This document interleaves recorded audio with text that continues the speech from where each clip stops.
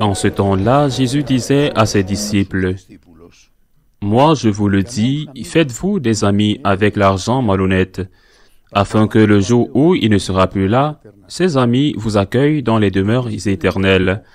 Celui qui est digne de confiance dans la moindre chose est digne de confiance aussi dans une grande. Celui qui est malhonnête dans la moindre chose est malhonnête aussi dans une grande. Si vous n'avez pas été digne de confiance pour l'argent malhonnête, qui vous confiera le bien véritable? Et si, pour ce qui est à autrui, vous n'avez pas été digne de confiance, ce qui vous revient, qui vous le donnera? Aucun domestique ne peut servir de maître. Ou bien il haïra l'un et aimera l'autre, ou bien il s'attachera à l'un et méprisera l'autre. Vous ne pouvez pas servir à la fois Dieu et l'argent. Quand ils attendaient tout cela, les pharisiens, eux qui aimaient l'argent, tournaient Jésus en dérision. Il leur dit alors, « Vous êtes de ceux qui se font passer pour justes aux yeux des gens. Mais Dieu connaît vos cœurs. En effet, ce qui est prestigieux pour les gens est une chose abominable aux yeux de Dieu. » Acclamons la parole de Dieu. Encore un évangile qui peut surprendre. Faites-vous des amis avec l'argent injuste?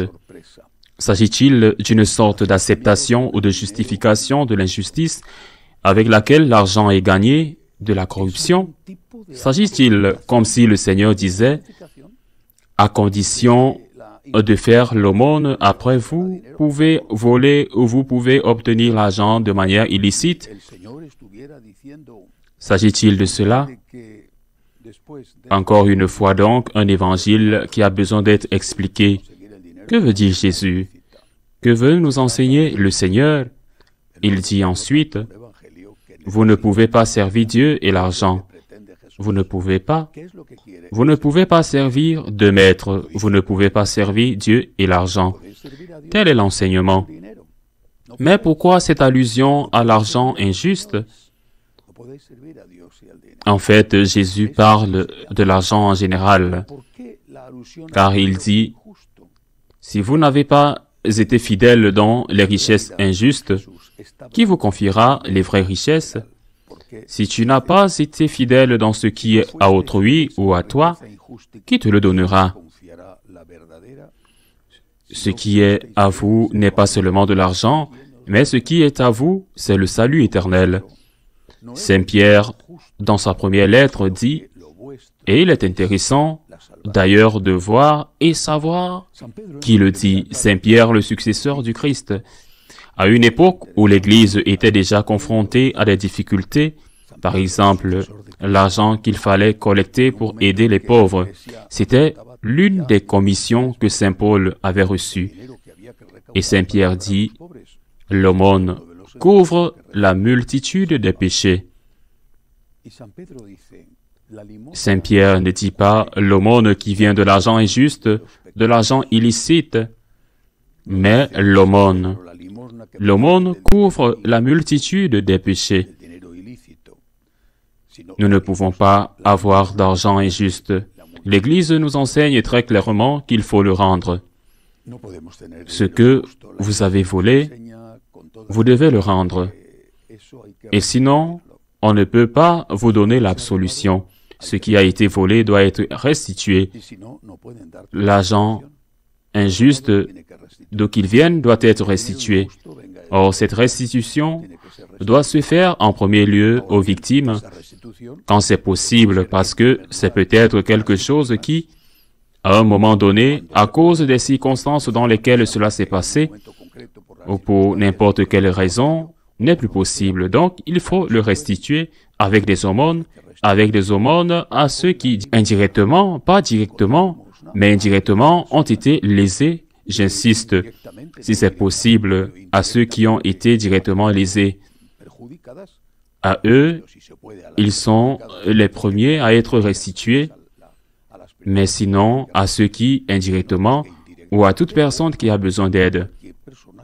Mais l'argent injuste doit être rendu, et que fait-on de l'argent injuste? De l'argent justement gagné? L'aumône couvre la multitude des péchés, dit Saint Pierre dans sa première lettre, mais Jésus dit, il a plus d'autorité que Saint Pierre. Jésus dit dans cette parabole de la fin du monde, dans cette parabole du jugement, Jésus dit que lorsque le Fils de l'homme viendra, il parlait de lui. Il mettra les uns à sa droite et les autres à sa gauche. Et il dira à ceux qui seront à sa droite, « Venez les bénis de mon Père, j'ai eu faim, et vous m'avez donné à manger. » Et il dira à ceux qui sont à sa gauche, « Allez maudits de mon Père, j'ai eu faim, et vous ne m'avez pas donné à manger. » Et les justes diront, « Mais quand avons-nous donné à manger, alors que nous ne te connaissions pas? » Et il dira, « Quand tu l'as fait à l'un de ces plus petits de mes frères, c'est à moi que tu l'as fait. » Et les autres diront la même chose, « Mais quand? Si nous ne t'avons pas connu, quand tu ne l'as pas fait à l'un de ces plus petits de mes frères, à moi, tu ne l'as pas fait non plus. » Jésus ne dit pas, « Allez maudits de mon Père, car j'ai eu faim parce que vous m'avez dépouillé, et qu'en plus de me dépouiller, vous ne m'avez pas donné à manger. » Il ne dit pas cela. Et quelle est la cause de la faim ou de la solitude de cette personne? Quelle est la raison de sa souffrance? Il y a tant de façons de souffrir. Quelle en est la cause? Est-ce votre faute? Non.